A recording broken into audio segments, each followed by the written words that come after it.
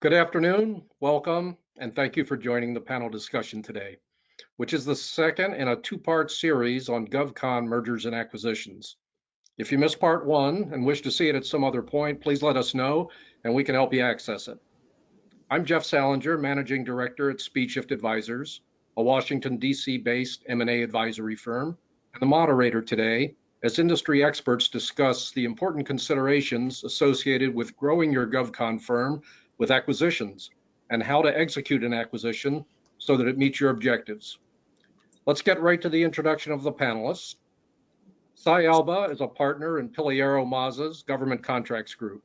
He counsels clients on a broad range of government contracting matters, focusing on compliance with regulations governing SBA's small business programs, structuring teaming, joint venture, and mentor-protege agreements, prosecuting and defending bid protests, small business size and status protests, and appeals.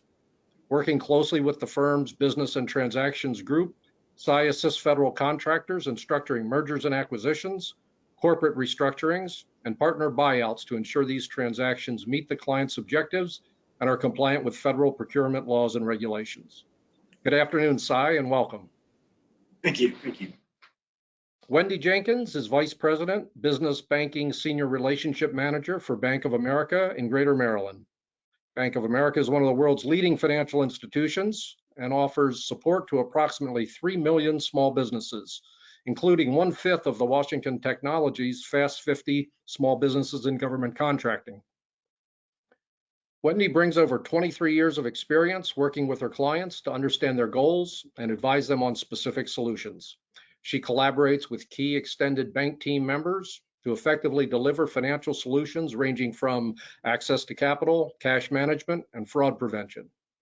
Wendy has worked directly with government contractors to assist them in meeting their unique requirements for working capital and acquisitions, equity raising, capital deployment, including dividend recaps and share repurchases, treasury management, and preparation for liquidity events. Welcome back, Wendy. Thank you, Jeff. Djamshidi is the president and managing partner of Speedshift Advisors, a boutique M&A advisory firm that combines entrepreneurial spirit, industry knowledge, and deal execution expertise to provide customized solutions for lower middle market firms. With more than 2 decades of helping 300 plus companies with startup, growth, turnaround, exit strategy, and M&A, she brings an innovative and holistic approach to acquisition, growth, and exit strategy for her clients. As a licensed investment banker with specialized expertise in government contracting, Sarah helps her clients with successful sell and buy side M&A and capital formation engagements. Welcome and good afternoon, Sarah. Thank you. Pleasure being here. So let's start with where the market is today. Sarah, what is the current market for M&A in GovCon, and how do you all see it changing? Yeah, Jeff, thank you. I think that's a good place to start. So when we take a look back in 2021, there were about just 200 to 205 to be exact GovCon M&A transactions in 2021. When you compare that to the year prior in 2020, there were 155 transactions, and so clearly 2021 was a very bullish year, and when, as we talked in the previous webinars about the state of the sort of market, is a very frothy market that we talked about. I think I recall that conversation when we had, right? And so at a very high level, when you take a look at Q1 2022, we've seen a bit of a slowdown in the market, and not surprisingly, because of we have the rising inflation discussion with the impact on the interest rate. You have the war of Ukraine still going on. You have supply chain issues that are continuing, and then continuing impact of COVID. And on the macroeconomic backdrop, signaling a slowdown economy globally.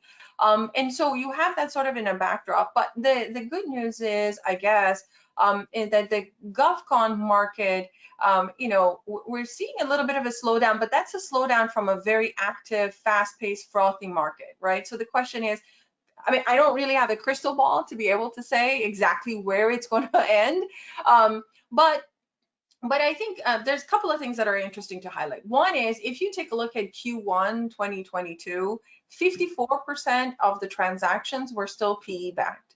Whether it's as a platform or as a bolt-on. We've all heard of the, Octo Consulting, which is Arlington back. That's one of the transactions that occurred.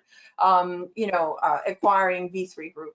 So, and then there are others. And so, when you take a look at it, I think PE continues to be active in this space, will remain active in this space going forward. And I think what will continue to see is that those capability themes that were attractive continue to be attractive. So we talked about, AI and ML, AI, artificial intelligence, machine learning continue to be attractive. Cloud continues to be an attractive focus. Cyber, space, IT modernization, all of those things I think are going to be clear. So there we see, Jeff, we see a little bit of a slowdown from our vantage point in the marketplace. But again, that's from a very healthy, very active, super active market. So I'm curious, Wendy, from your perspective in terms of financing, and then Cy, from you actually putting the transactions together, what have you seen from your vantage point? Or is it too early to tell? Well, I think you brought up some great points. One, in understanding that there were 205 M&A transactions in 2021, and keeping in mind, I'm sorry, first quarter is a transition from a very high point. And so while I'm still hearing conversations, people are still educating themselves. This is a big topic, as we know in these forums. Everybody wants to know and understand about it. But in my experience, I am seeing a lot more private equity transactions occurring than individual private acquisitions utilizing debt. So that is what I would say is a bigger shift in my experience, even over the last 13 years, is just seeing that level of volume and looking to acquire a government contractor. So a lot of PE activity, and I think that is going to continue. So we want to, continue to open up, and I think we'll talk a little bit more about possibly why we're seeing a lot more PE activity as opposed to working with their commercial bank. Mm-hmm. Yeah, Cy, how about you? Yeah, I would agree with that. I've seen a lot more investments as opposed to outright acquisitions as well from the private equity side, where they're coming in with like a Series A, or some cases Series B, like rounds of financing, where they're coming in, acquiring portions of it, or bringing on even like private investors for certain specific projects, or some clients are doing spin-off companies for particular IP and getting investment from that. So I've definitely seen that.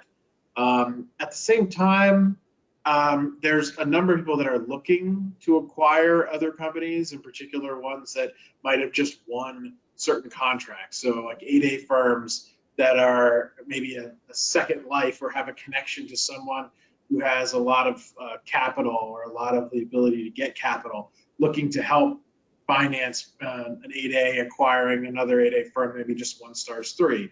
Or people, I see also once, maybe CISP4, that if ever happens, getting awarded, people looking to acquire the companies that might have gotten on those, or companies that are part of a JV. So that kind of thing, I think would happen at the smaller level. At the middle level, I see a lot of investment, and at the upper level, haven't seen as much there personally, but I've seen some acquisition of certain IPs in like the higher level range.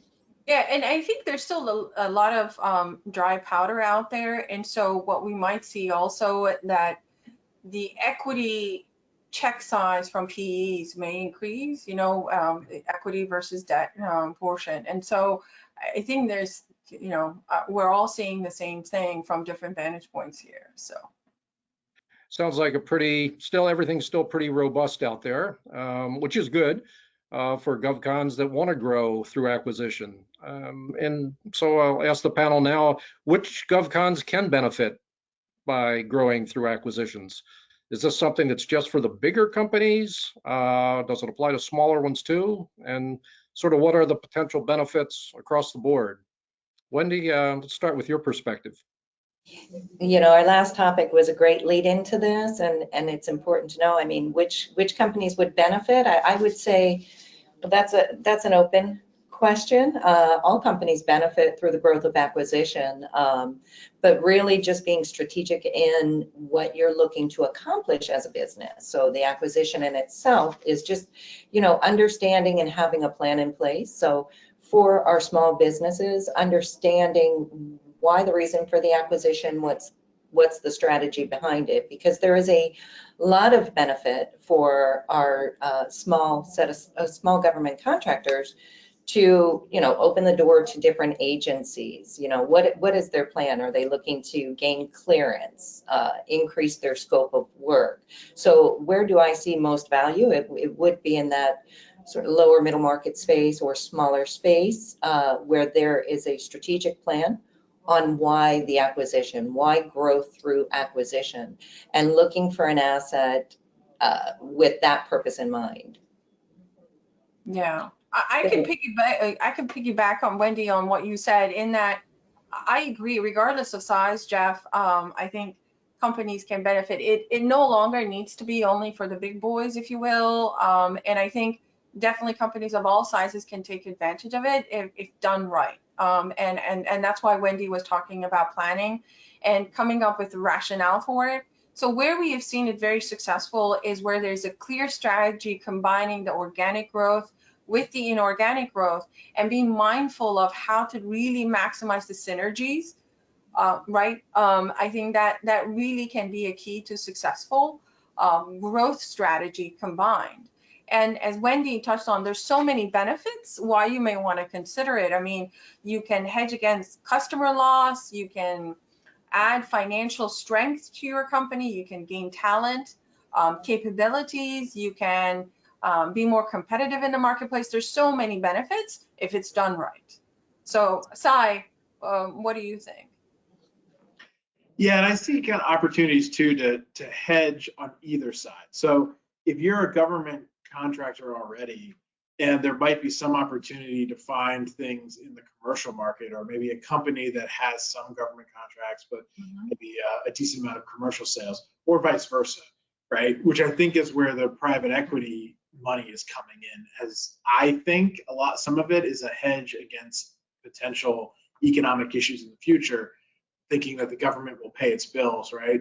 And counter-cyclical, right? GovCon has always been perceived as a counter-cyclical market. Right. So I think there's certain possibilities there too, but of commercial companies looking to buy in and understanding that you do have that kind of hedge and that kind of opportunity. But then, I've seen that the smaller guys, like really small, trying to guppy swallowing the whale. I've seen a lot of companies asking, or like inquiring at least, about being able to just come in and buy a company that's multiple times their size. And that can be tough. I don't know, Wendy, I mean, I think we talked about this at one point, that it can be hard, I think, to get financing like that, right?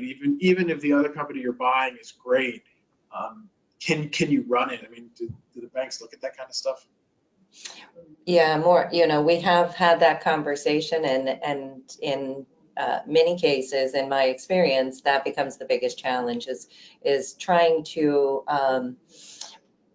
buy something that's out of reach, right? And looking at an asset that, that you don't have the capability to move forward. And so when we're looking at that, that's where you stem back to alternative financing options. But the question is have you talked to the professionals, to your team, to your advisors, to determine if it's the right decision for you? Taking yourself, I mean, there are a lot of things to consider, and I think we talked about this as well. If you're looking to grow 7 times the size of what you are currently sitting at, there's a lot involved in that. And so have you taken that into consideration?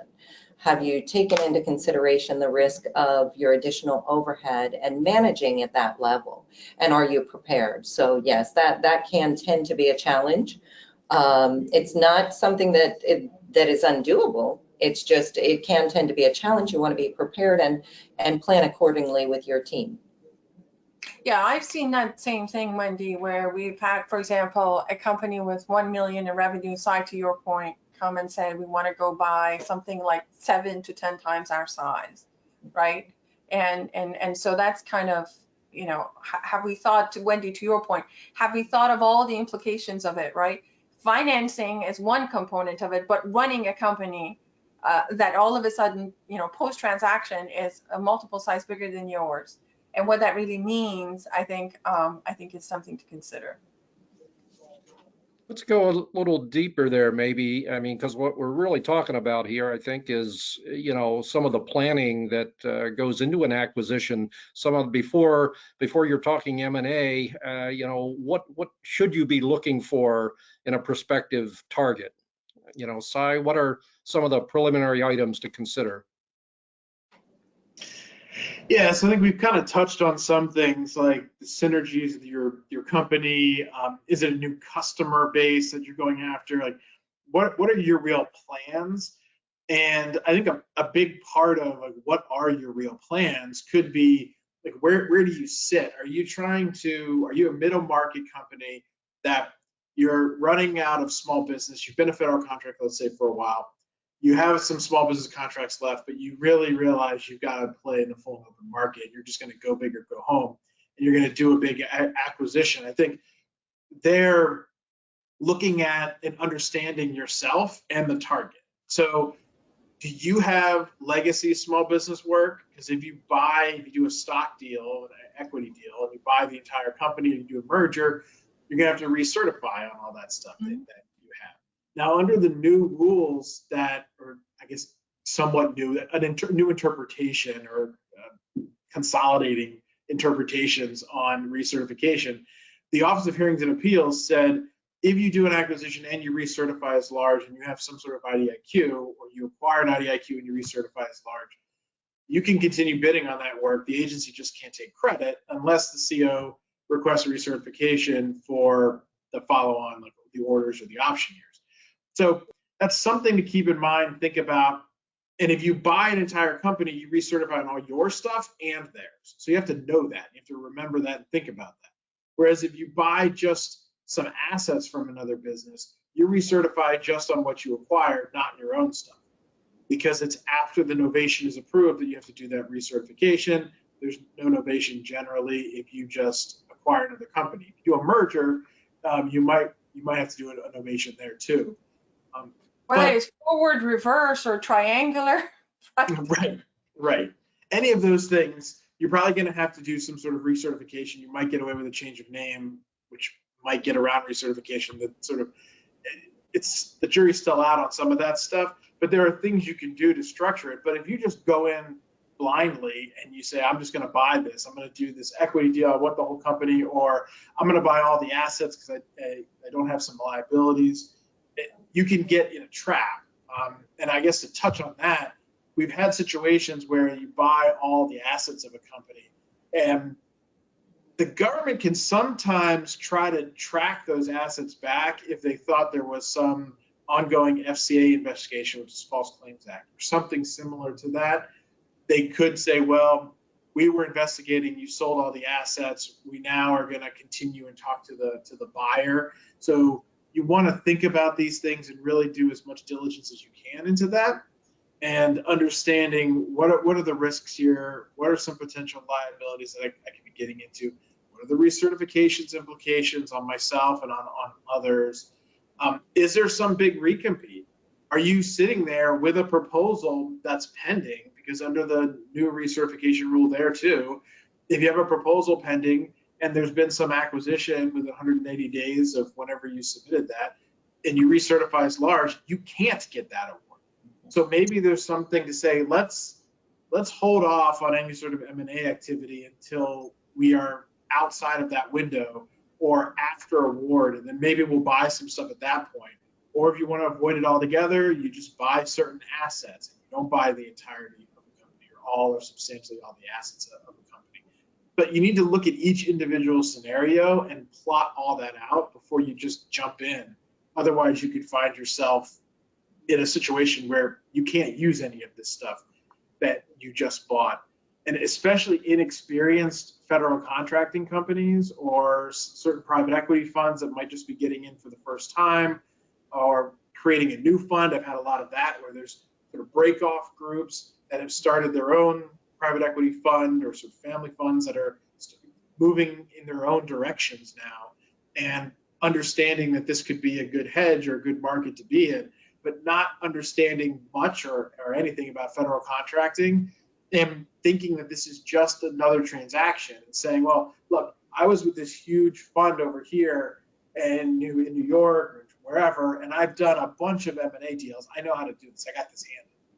And then wondering why things are taking so long, or not understanding that there has to be some sort of novation process potentially. What does that even mean? How long does it take?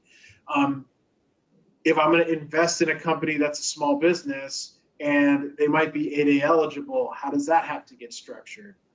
What's negative control, right? All the negative control rules about you could own 1% or technically 0% of a company and you could still have negative control implications. Or how do I get around these sorts of issues? Maybe I do some sort of convertible debt structure instead of just buying in and getting straight equity in a company.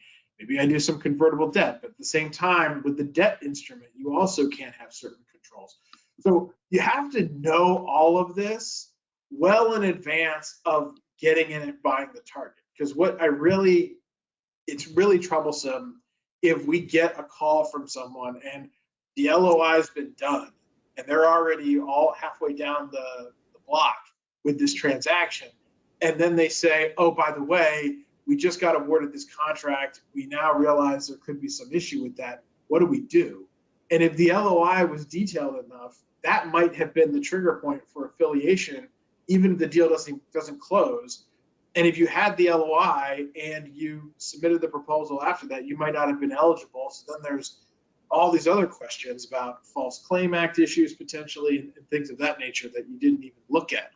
But if we do it well ahead of time, most of these things can be structured around whether it's a question of timing or a question of the documentation.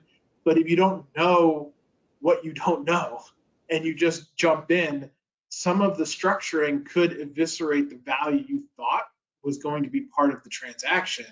And so just knowing that ahead of time and talking it through. And I think, Cy, if you don't know the answers, right? If you don't know, then I think surrounding yourself with advisors that do know and can walk you through it, I think is the key. I think that's one of the things. You don't have to DIY this whole process. I think knowing what the capabilities in-house are and what needs to be augmented outside, I think is the key, one of the key aspects of this. And I think, Jeff, going back to your question in terms of, as a buyer, what is attractive, what is kind of to look for in the company, as Cy mentioned, I mean, of course, you want to take a look at capabilities that are going to be like 1 + 1 with yours is going to be 3. You know, contract vehicles, Cy, you touched on those, right? Not only the types of vehicles, but the actual contract. You know, now the Oasis and the Polaris and then CIOS before when it comes out, you know, all of those things I think are going to be key. But the other thing I think to look at is really looking at backlog and pipelines too of those companies. We've seen pipelines that are simply wish list. They're not qualified at all. It's just everything thrown in there under the sun that we can chase. Mm-hmm. And they're not really qualified pipelines. There's no rationale if you really question them, like, why is this one here? Why are we chasing that? There is no rationale. And then also, I think the amount of it is important too. So you want to look for a company that has a backlog that is at least, is a healthy backlog ratio. Like I think in one of our webinars, we talked about what that should be. We talked about at least 1.5, you know, and then, you know, pipeline, you want it to be at least 5 times the revenue of the company. So you want to be able to have enough of a runway to be able to acquire the company and sort of operate it. So those are some of the key parameters that you want, you know, in addition to IP and everything, and all the things that Cy talked about, you know, in terms of structure, equity versus, you know, asset, deal, they have tax implications, you know, and so you have to think about those things as well. There's multiple facets to each of those. So the key is know what you know, and if you don't know certain things, then surround yourselves with people who have kind of walked through this before, who can help you with that. But we can probably spend like a whole webinar on what to look for, what not to look for, how to structure things, and it'll be pretty long, and I don't know how interesting, but yeah. So I know, but Wendy, what do you think? Yeah, absolutely. So common theme, and it's some, you know, and this stems back as well to the seller side aspect of it. And I think both of you touched on this. But, you know, if you're meeting, if you have an LOI out there, the optimistic hope is that you have met with all of your experts within your ecosystem. So that you're working with your investment banker, your accountant, with your transaction attorney, with your banker, that everybody is at a point where you're not out with an LOI and you haven't uncovered some of the issues and concerns. Because I would be the first to say, I'm not an accountant. It's not even my day job. I'm not an attorney. It's not even my day job. So, you know, I rely on those experts as well. And I think we all do, because we all play a different role in getting the clients to the end point of acquiring that asset in the most positive way. So, you know, before you're at a position where you have that LOI out there, you know, you're going to have met with your bank or your financer, and understand what they're looking at from you as you go forward in this you know, pre M&A journey, if you will. And part of that is that no, there's no pre-qualifications in the realm of acquiring an asset, but there is absolutely a deep understanding of your debt capacity, and you know what the peers in the market are doing and what their debt capacity looks like comparable to you. So having a good understanding of that component of the business is something that your banker will work through with you. But also understanding, while your debt capacity is in one place, the deal is important. And you know, from an advisory standpoint, what does the bank feel that they can get comfortable with, and what does that look like? Is, you know, taking your existing business and looking at what you want to acquire. Are you in a position where you have collateral sufficient? If not, what do you need to be looking at? But also looking at some of the other areas of risk. And Sarah, you touched on some of these as well, and it's conversations we have all the time. What do your contracts look like? When you're looking at the risk of this, you know, do you have a lot of bids out, or do you have a lot of contracts? Do you have a long run on your contracts backlog? Do you have concentration? You know, and this is solely as it relates to your government contracting business, but then also taking into consideration the asset that you're buying, because you're going to be looking at those same components. And you know, these are risks that you don't always think of when you're looking at this. So you should be talking from the beginning, you know, year over year with all of your partners. Mm-hmm. So really, I mean, just like a seller is looking at this as a buyer, a firm should be looking at the same thing, doing some of the planning, assembling your team, and then really understanding that buying something is, you know, is a process. It's called the buy-side process. Maybe it would be good for you all to spend a little time here just on, when you say buy-side process, what do you mean by that? Due diligence phase, you know, where does that fit in? Sarah, what do you say to your clients? Yeah, sure. So yeah, so Jeff, absolutely, you're right. It is a process, and I think one of the things that we've said, you know, all along here on this webinar is the importance of planning that goes into it. So I think I would start with that, and you know, sometimes we have companies that come to us and they say they want to buy something, right? And then that's where you start the conversation, and then you ask, all right, you know, what are you looking to buy, and you know, and get into the rationale and the planning for that. And quite sometimes you find that they haven't done the planning part, right? So I want to emphasize that it's important. We talked about previously, when you are trying to sell, try to get ready and position yourself 24 months in advance. The planning takes time.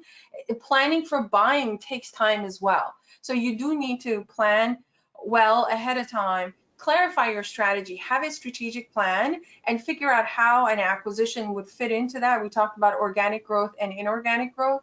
So have that strategic plan for your company and figure out where that fits. Once that is clear, then I think you can have a clear understanding of what the target company can look like, that where combined with your capabilities, 1 + 1 can equal 3 or 4, right?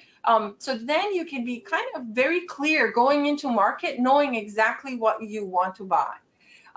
And so you can build a target profile in terms of what the capabilities need to be, what contract vehicles they need to be. Hopefully you've talked to your bankers to be able to figure out what size you can handle in terms of financing. And then operationally, you've done the analysis to figure out what it takes to sort of bring that company inside, merge or acquire, and do that. So start with the strategy, then you build a profile for the target that you're trying to go after. Then it's the outreach and identifying the universe of companies that meet that criteria.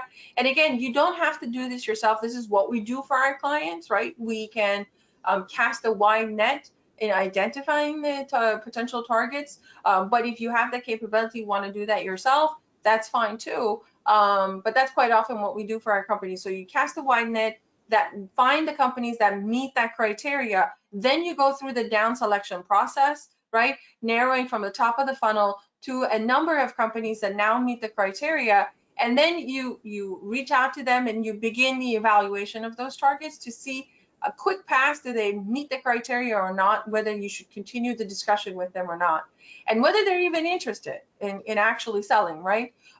And so you do that and you get into the deal negotiations, you're thinking about all the things that Cy and Wendy talked about up to this point, some of the things you want to consider as part of your negotiations, and then you get into the IOI, indication of interest. You then do further analysis, get into the LOI, and be mindful of all the things that Cy talked about, right? And where an LOI may trigger things unintentionally. So you got to be aware of that. And then you go into the due diligence phase. And so that's at a very high level, Jeff. That's how I would describe the buy side process. And then you kind of get it to a close, obviously. But that's very high level. Every single piece of it has multi sub activities. Again, you don't have to do all this yourself. You can have people that help you with that. Once you get into the due diligence phase, which is one of the phases that we talked about, due diligence has multiple buckets of, or there are different types of due diligence, I want to say. So you do have commercial due diligence that you need to do, right? And the commercial due diligence, that's when you take a look at the waterfall, you take a look at the pipeline, you take a look at the backlog, you take a look at those things, you review the contract vehicles, and it's a long list. You look at the compensation, you can look at the benefits. I mean, it's a long list within that. That's one bucket of due diligence that you do. Then you have the financial due diligence, where you take a look at the financial statements, the financial health of the company, look for the red flags. And I think, Cy, it would be great to sort of touch on, at this point, the likely impact on the DCAA rate structures, that you might want to be mindful of as part of that process. And then, net working capital analysis and all those good things that go into it. And then you have the legal due diligence that needs to be done. Again, you don't have to do all of this yourself, right? Your investment banker can help you walk through this process. They can do all this for you. But it's being aware of what the internal capabilities are. Quite often, Jeff, we talk to our clients, understanding where the bench strength may be. So that's where we augment. If they have a great contract team who understand contracts forward and backwards, and then just need minimal help in that, and that's what we do. And there may be a company that doesn't have that at all. So we need to do that in its entirety. So there's so many other things here to talk about, and love for Wendy and Cy to chime in on things that you want to be mindful of, like the FOCI issues and the facility clearance issues and all of those things. Again, this is like multi-facets to this, but Wendy and Cy, if you want to jump in and and talk about, you know, FOCI, FCL, ITAR, any of those. Sorry for the acronym alphabet soup, but that's GovCon for you. So I don't know, Cy, you want to touch on the FCL scenario? Yeah, I think so. There's actually a few things too I was thinking about while we were going through some of these things. And just to give some examples as well, there seems to be an inordinate number of federal contractors that are S corporations for some reason. Yeah. Especially in the mid-size, small range. And I get it, right? They're probably setting up to save on some of the self-employment taxes. But the fact of the matter is, if you're buying an S corp as an entity, right, you're going to blow the S election of that company, which can have serious tax implications. And so to fix that, a lot of times you do what they call an F reorganization, where you essentially put a company above it, right, a holding company that's in the form of an LLC most of the time. So when you do that, you have to realize that right when you now have a holding company, and everyone usually invests in the holding company, right when you have the holding company, you're going to have a situation where for most of the small business programs that require direct ownership, like 8A, woman-owned, or service-able vet, that you're going to blow that coverage, that certification, because you're not allowed to have a holdco in between the eligible person and the entity itself. And so that's something too that people need to think about pretty much right up front, because you're gonna know that you're gonna have to have some other structure in place, or you're gonna have to pay a lot more for the company because the way you need to acquire it would blow their S election and cause tax implications. And if they're not willing to take that hit, that's something you're gonna have to negotiate up front. And that, I've seen that also whenever you're just doing investments, like a private equity firm is coming in and investing, you know, whatever percentage, because any of that will blow the S election. And then you want to continue, in some of these cases, the private equity fund wants to continue with the 8A contracts or with the serviceable vet contracts or whatever it happens to be. And they say, well, no, none of that matters because we're only buying 49%. Yeah, but what they don't realize is by doing the F reorganization and putting the holding company in place, you're going to blow that status. And so when the company blows the status, you're no longer eligible for anything. And all that pipeline and stuff you might have looked at and thought would be amazing could all go away. And similarly, when you're looking at that, another thing that's really come up a lot when you're talking about the facility clearance stuff is this strange overlap of companies that are being acquired that have facility clearances, buyers thinking you can just buy a facility clearance, and using 7A lending. Because when you buy a company that has a facility clearance, the key management personnel have to have personal clearances at the same level as the company. So your highest level officer, generally speaking, it's your highest level officer, your chairman of the board of directors if you have one, your FSO. Those individuals are going to have clearances at the same level as the company. If you do not have a clearance as a company and you're a buyer, and none of your executives or owners have a personal clearance or don't have the clearance at the requisite level of the target, when you buy that target, in order to keep that clearance in place, you're most likely going to have to hold it as a subsidiary for some period of time, which again, if it's a 8A company or serviceable vet company or woman-owned, it will no longer be eligible because now you have this company, but you're the buying entity in between. So it's no longer directly owned by the qualified individual. Even if you yourself are a qualified individual and own 100% of this buying entity, you still won't qualify. So you have that scenario, but then at the FCL level, you also have this issue of, well, I don't have a facility or I don't have a clearance myself. My company doesn't have a clearance. I'm gonna have to keep the lower people in place. But I used an SBA 7A loan to do this acquisition because it had good rates or that's the only lending I could get. Well, once you do that, the 7A rules say the prior owner of the company can't have a role in the business anymore. Well, if you were buying the entity and the only people that you trust are your folks, none of whom have personal clearances, or maybe the other owner, well, that person can't have a role in the business any longer. And so your key management personnel might have to all leave the company. They might not be there anymore, which now nobody has the requisite personal clearances at that level to qualify the target entity for its FCL anymore, and it could lose its facility clearance, which might have been a key aspect of what you're trying to do. So that's something that it's difficult to kind of think through because people don't realize this overlap, in particular in the 7A world. But another thing is people sometimes don't want the other people around anymore, or they don't want to be around. Someone has a facility clearance and they say, look, I want to sell my business and I never want to touch it again. As a buyer, you need to know that, because if that person's going to walk away, you might say, well, I don't care, I don't need them. Not thinking about the fact that, oh, wow, they have all these clear contracts and none of my people have clearances, so this is all going to go away. I've had circumstances too where the buying entity might be a Canadian company or it might be a French company. And they're like, yeah, but we're NATO countries. That's fine. Well, if the company has a clearance, then there could be FOCI issues, which is foreign ownership, control, and influence. And you're going to have to report that. You're going to have to talk to DCSA for normal clearances or NNSA if it's a Q clearance issue for DOE.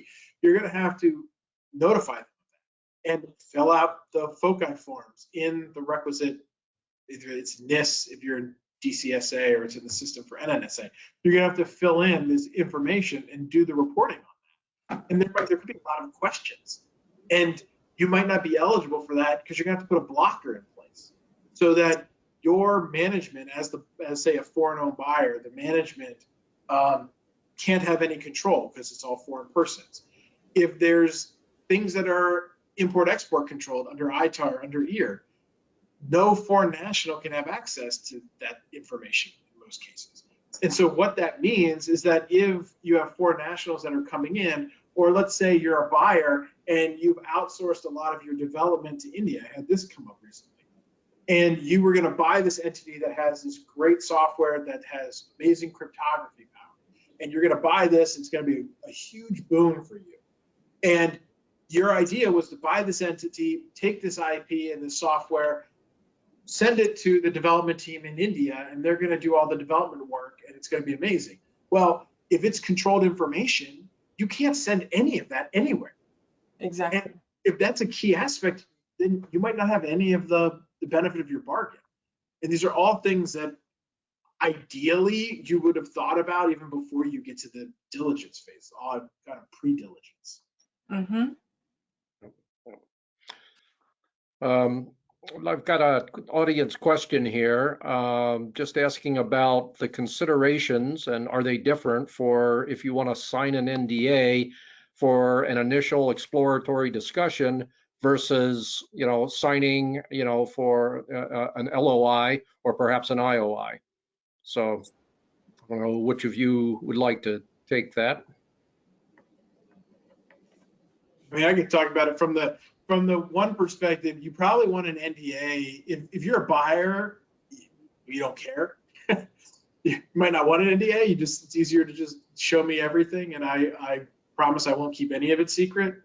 The seller's not going to like that. But so the NDA usually is something that a seller's going to make you sign well early on. You might get a teaser, and Sarah, you can talk to this, but you might get like a teaser sheet that is anonymous and maybe just gives high-level information. But then they say, look, but if you really want to dig into this, even pre-diligence, pre-LOI, you're going to have to sign an NDA, and then we'll give you certain access to certain information. And then once you get comfortable with that, then we can sign the LOI or something like that, and then you get into real diligence. And the other thing is, if you get an NDA, and let's say if the selling entity, you realize is saying, okay, look, we're happy to give this to you. We're talking to people. We'll give you an NDA. You can take a quick look. Let us know if you're interested. But we're only going to give you access for a certain period of time because it's a hot market or something like that. That might also tip you off that there's a lot of potential buyers, because what I'm also seeing in some cases is where people go out to market and it's an auction.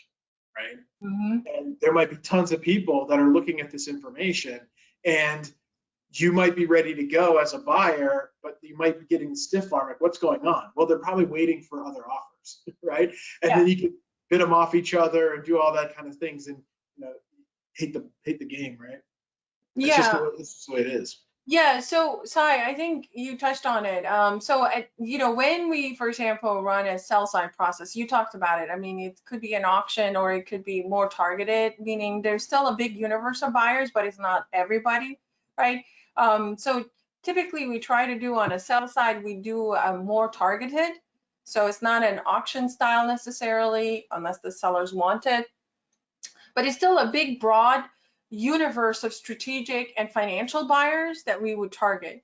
And you start the process with, beforehand when we are marketing, it may be, as you mentioned, it's like a teaser, which is very high level that you can't really, when you read it, you can't figure out, oh, I know exactly, this is this company down the street, right? So it's intentionally done in a way that you can't really figure out who the company is, but it will tell you some parameters, right? You'll see some financial profile, like a thumbnail on the financials, so you know the revenue, sort of the margins, it would very high level talk about where they are in terms of customer and presence, right? It will talk about that. So it'll have some very, very high level parameters of the company to say, okay, yeah, I think I'm interested. If you do say you're interested as a buyer, that's when then, basically, typically we say, okay, sign an NDA, and there's more information. Typically, like a SIM, confidential information memorandum, is the next thing post NDA that people can receive, right? And in that is think about it as like a more blown up version of that thumbnail with now actual information and detail. So now you know who the company is post NDA, then you have everything. So it's typically a SIM that you get after the NDA, and usually a waterfall as well, if the company is really prepared. That in there has a pipeline, it has a backlog and everything, so you can see all of that, right?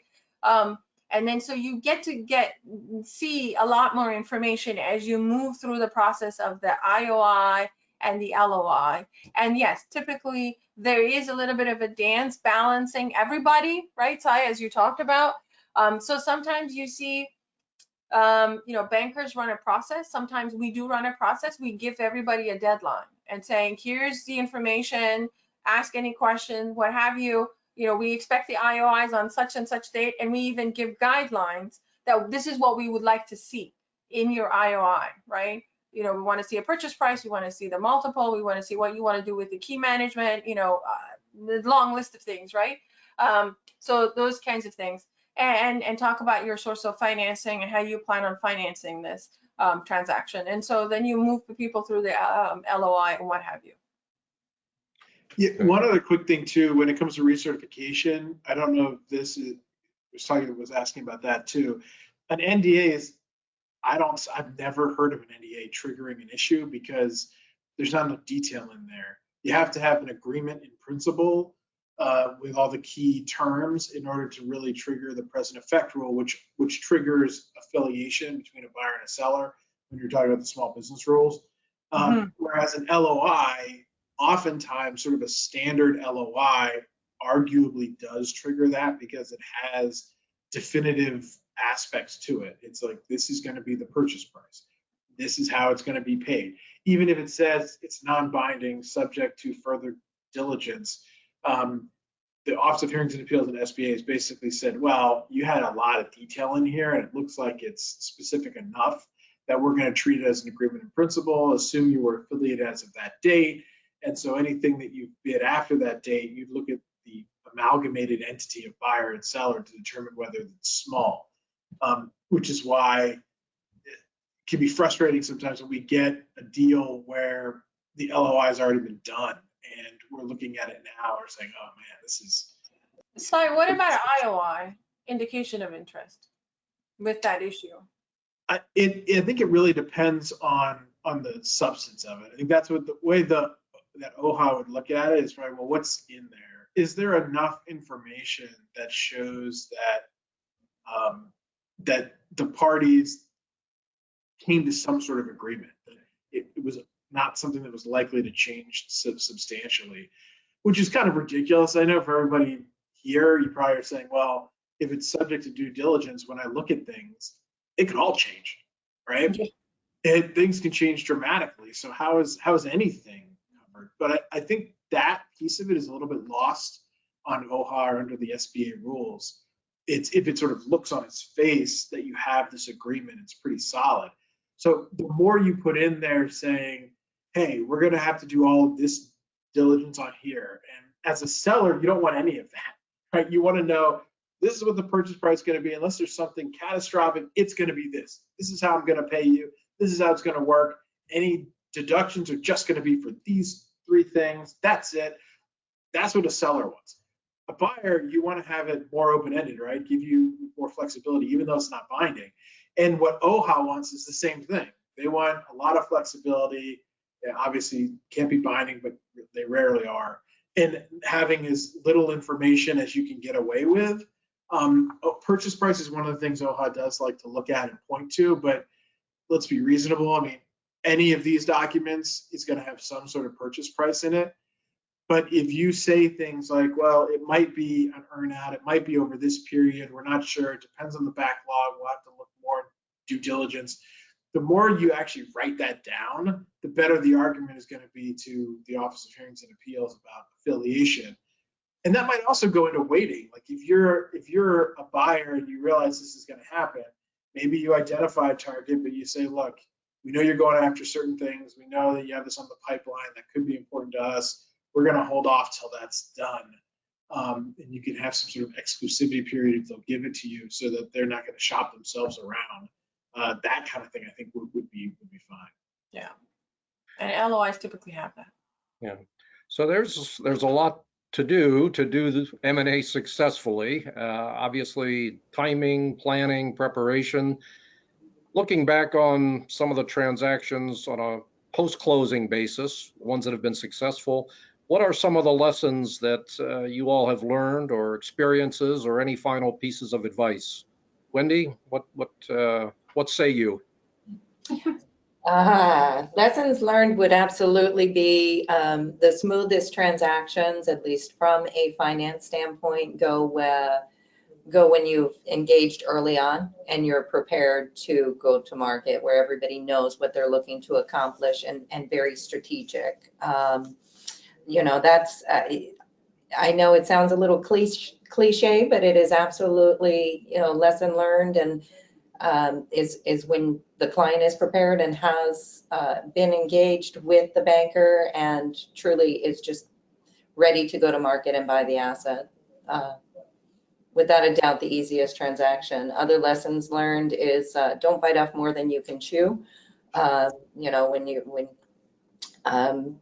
looking to do multiple acquisitions, either like size or larger, all at one time, and you're not engaging your experts, can prove to be a challenge moving forward and can put a company at risk of failure. You don't want to be working with somebody who's going to highly lever your company and continue to not advise, but let you continue to go on about doing things that are putting you at risk.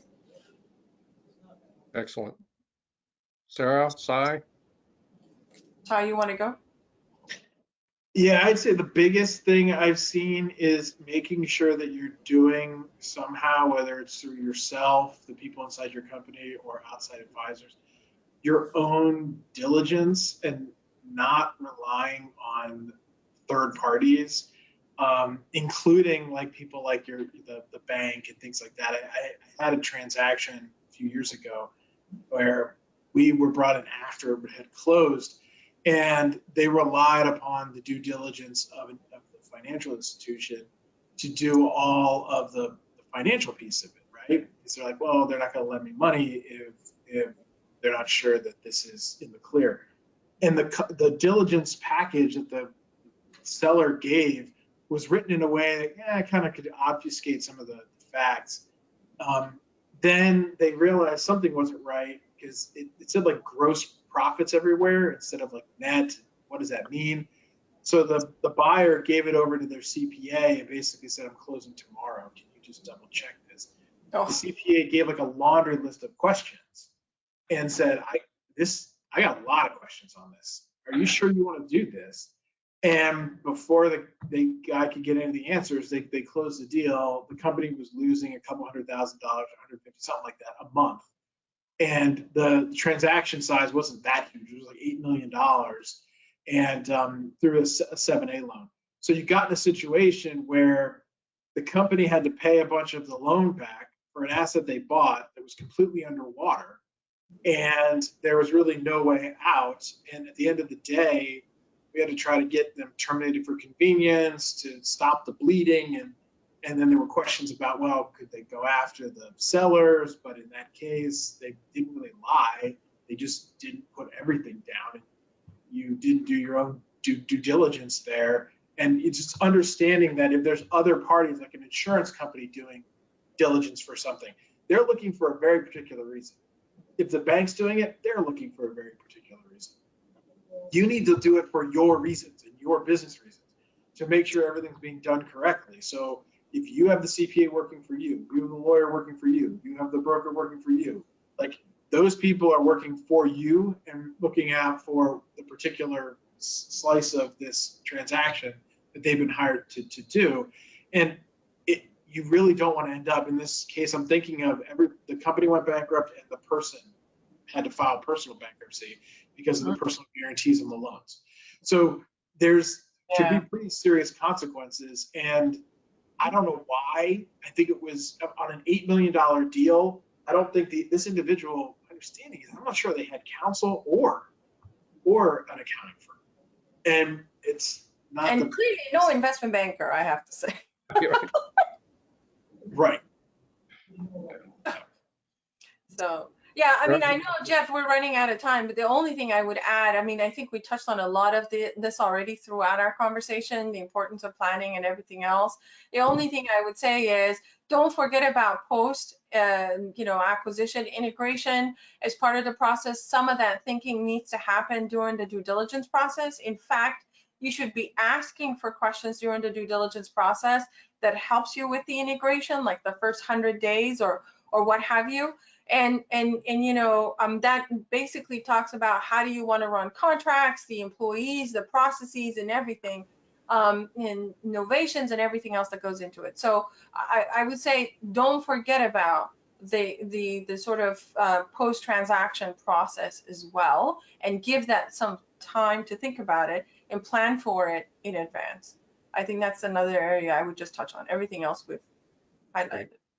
And just quickly on time frame, how long, if you're an acquirer, when should you start? If you just can't wake up and start, say I'm going to do this next week, how much time should you? We have those inquiries that come in though. We have like, Sarah, help us to buy something. I don't exactly know what I'm looking for, but help us. Yeah. But yeah, I would say as early as possible. I think as a company, you should be doing strategic planning on an annual basis at a minimum.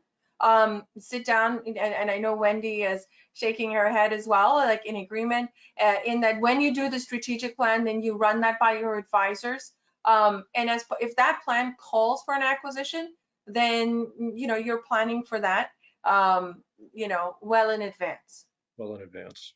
Okay. Well, that's great. We are pushing up against our 3 o'clock. So on behalf of the audience, thank you, Wendy, Cy, and Sarah, for all of your insights. If there are questions that anyone in the audience has and they did not get those questions answered, please feel free to reach out to our panelists. His contact information should be on your screen. They'll be happy to respond. And thank you for attending today's webinar. Take care now. Thank you. Thanks, everybody.